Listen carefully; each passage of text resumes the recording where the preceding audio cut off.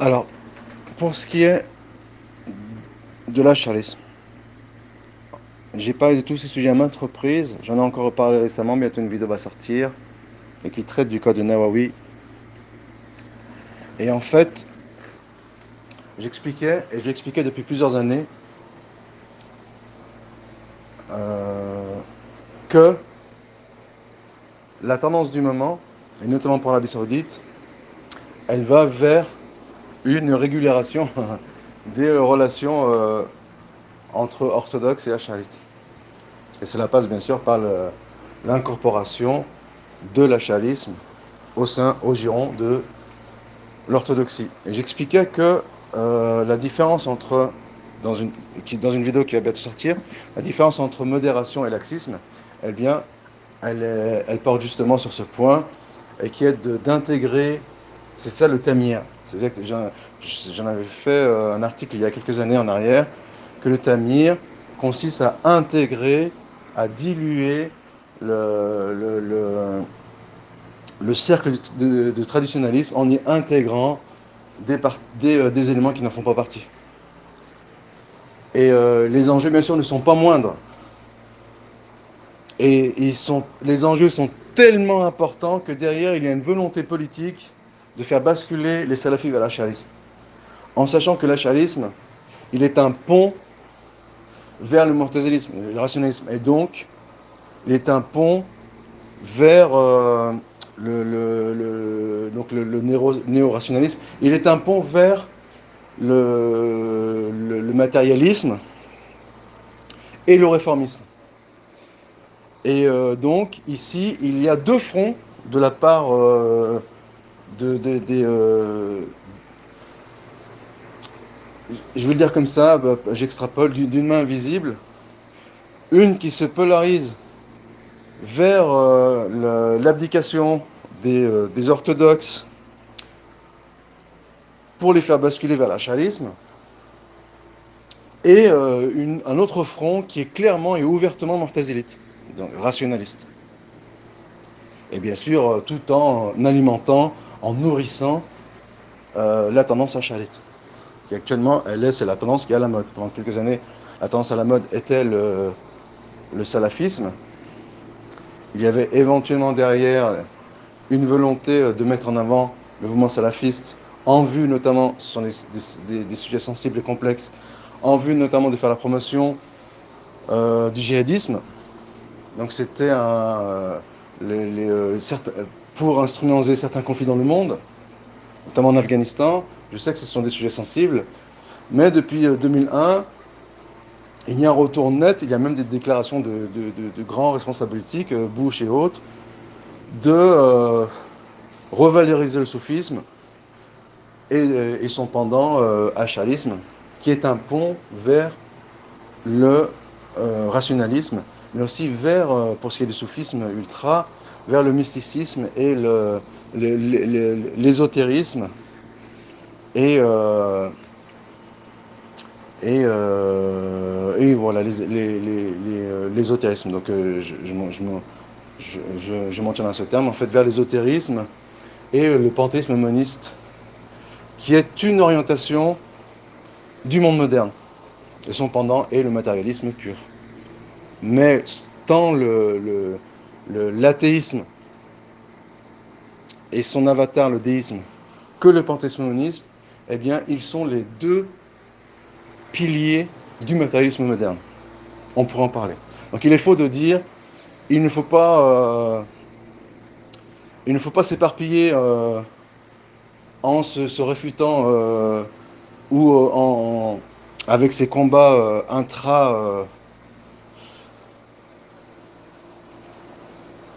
intra-musulmans entre orthodoxes ou salafis et acharites, puisque selon ce point de vue, les acharites sont des salafis, mais il faut s'attaquer aux éléments extérieurs qui représentent un danger plus grand pour les musulmans, et que le matérialisme et toutes ces variantes et toutes ces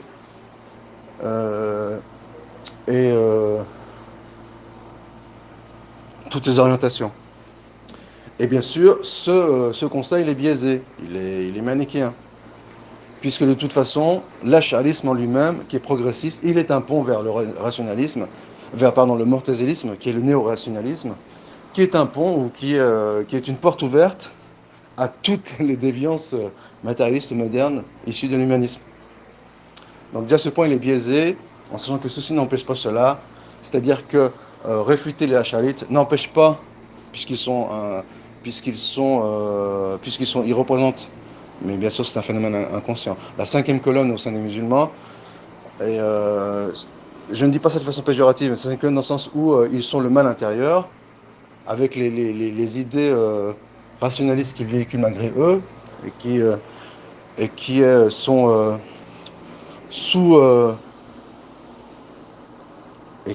soutenus ou sous-entendus par le rationalisme grec. Donc ils sont les éléments qui permettent la propagation de la pensée grecque au sein des musulmans. J'en ai déjà parlé, je ne reviendrai pas sur ce point. Eh bien, c'est réducteur de dire que, à des fins tactiques, il faut mettre de côté ce combat et s'attaquer à l'autre combat. Donc, les deux combats, ils sont aussi importants les uns que les autres. Simplement, comme je l'ai expliqué, il y a peut-être une façon, au niveau de la façon de sensibiliser les gens, qu'il incombe de revoir. Ou voir, tout dépend de sous quel angle on aborde la chose, et qui est d'aborder le code de l'acharnisme avec diplomatie, en vue de ne pas froisser certaines sensibilités, et non plus avec rudesse, ou et non pas, tout dépend de sous quel angle encore une fois, et bien sûr, la différence avec le laxisme, puisque ce point relève de la modération comme j'ai expliqué, ce serait de faire des concessions en vue de niveler les conflits entre salafis et ash'arites. Donc il faut distinguer entre démagogie, qui, sous prétexte de préserver le nord des musulmans, déforme la vérité, et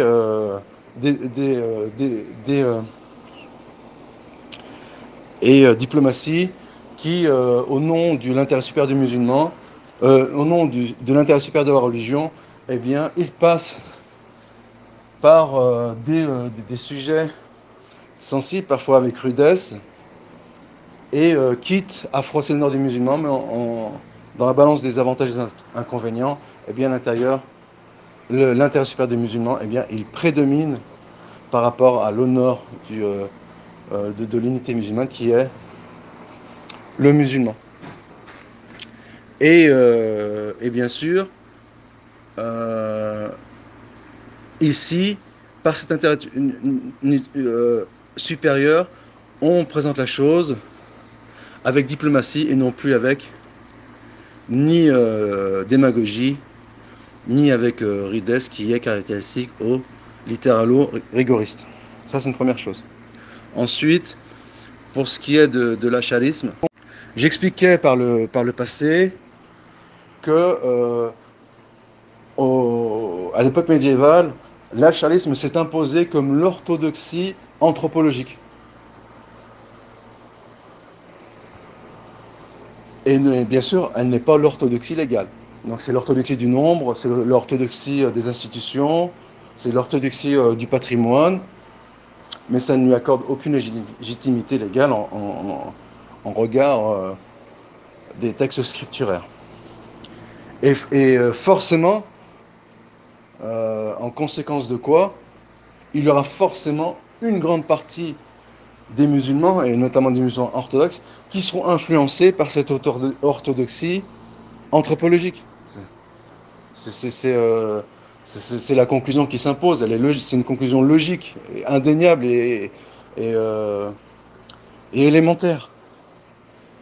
Et donc, alors vouloir éventuellement atténuer le conflit en disant, lorsque l'on parle de l'acharnisme, il faut savoir de qui on parle en question, de quelle période, de quelle étape de l'acharnisme, au risque de créer des amalgames, et qu'en définitive, le conflit, le débat est plus sur la forme que sur le fond. De mon point de vue, cet angle de vue il est biaisé, notamment en vue des enjeux actuels, qui est de faire basculer l'orthodoxie ou les orthodoxes vers l'ash'arisme, qui est progressiste et donc un pont vers le rationalisme pur, en passant par le mu'tazilisme et le réformisme pur, qui sont ouvertement revendiqués par ces tenants en France. Et donc, dans le climat actuel, on ne dit pas que le débat est plus sur la forme que sur le fond. Simplement, il faut expliquer ce que l'on entend par Acharit. Et lorsque l'on met une critique sur un phénomène, et en l'occurrence ici l'acharisme, on ne met pas la critique sur son avatar ou sur sa version déformée, ou sur sa version travestie. Ça, c'est une tare méthodologique. D'un point de vue déontologique, cette approche, elle est fausse. Et j'ai l'impression que c'est un moyen d'atténuer le conflit. Bien sûr, c'est un phénomène qui est inconscient. Ensuite, donc, lorsque l'on parle de l'acharisme, on parle de ses fondements. Et bien sûr, l'acharisme, il est un avatar du djihamisme. Le djihamisme, il se compose en 3 grands ensembles, j'ai expliqué. Il y a les djihamistes purs, il y a les mu'tazilites, et qui sont les travestis, et leur entre guillemets, hein, j'utilise le terme, c'est plus littéraire que péjoratif, et leur bâtard, qu'est l'acharisme. Donc il y a un mixage entre le djihamisme et le mu'tazilisme. Bien sûr, pour ce qui est de l'acharisme, c'est un mixage qui est plus proche de l'orthodoxie, donc il est possible que la branche elle soit mieux que la graine et la racine. Pourquoi ? Parce qu'elle a subi l'influence de l'orthodoxie, et ça ne fait pas d'elle une branche orthodoxe.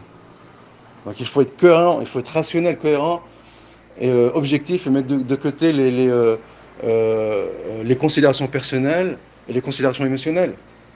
Il faut envisager ce sujet sous son seul angle objectif et mettre de côté toutes les considérations personnelles, encore une fois, mais avec également un œil pragmatique. Donc il faut distinguer entre le pragmatisme qui consiste à envisager un phénomène selon tous ses aspects et les considérations subjectives qui déforment le sujet et qui cherchent à polir les angles, bon gré mal gré ou de façon inconsciente.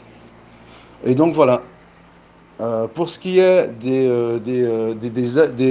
orthodoxes qui ont subi l'influence de l'Acharite, eh bien j'expliquais aussi récemment qu'il y a 2 grands ensembles d'Acharites. Il y a les Acharites, les théoriciens du Kélem. Il y a les théoriciens du Kélem et leurs adeptes, donc ce qu'on appelle les adeptes du Kélem, ou les théologiens ou les adeptes de la théologie spéculative qui est le Kélem. Et d'un autre côté, il y a Asharat al-Hadith. Il y a Asharat al-Kélem, Asharat al-Hadith, et puisque Asharat al-Hadith, ils sont un avatar et un dérivé de Asharat al-Kélem, eh bien, lorsque l'on parle de l'acharisme, on parle forcément de Asharat al-Kélem. Et qu'ensuite, il faille pour cela débroussailler et mettre au clair la position que l'on a sur Asharat al-Hadith, eh bien on le fait. Et quand on dit que les Asharat al-Hadith, ils sont excusables, et qu'avec eux, et que cela ne les sort pas du genre du traditionnalisme, ce n'est pas la raison qu'a mise en avant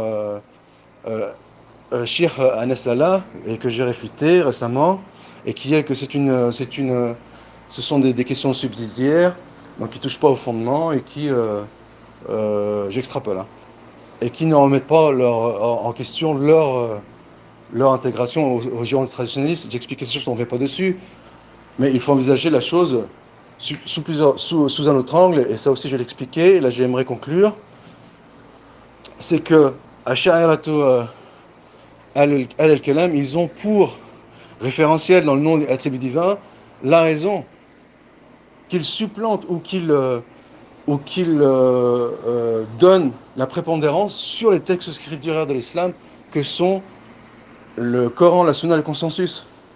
Et à l'inverse, Asharat al-Hadith, eux, ils ont subi l'influence du Kalam, certes, mais par suivisme.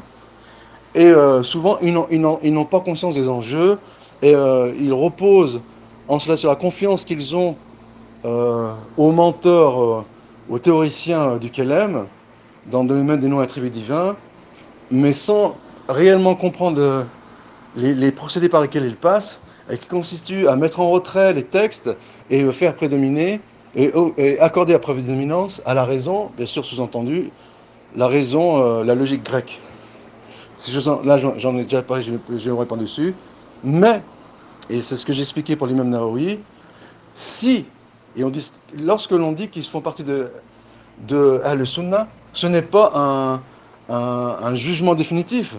Il y a une dimension aléatoire qui repose sur la bonne opinion et sur le respect accordé aux savants. Mais s'il s'avère que l'un d'eux, qui fait partie de Ash'ari al-Hadith, qui revendique ouvertement que la raison passe avant les textes dans le domaine des non-attributs divins, eh bien il devient de facto un hérétique, un innovateur. Et ensuite, pour ce qui est de la sanction à lui appliquer, eh bien elle n'a lieu qu'après Iqamat al-Hujjah. Ce sont des choses que j'ai déjà expliquées et sur lesquelles je ne reviens pas. Wallahu al-musta'an wa alayhi at-tuklan.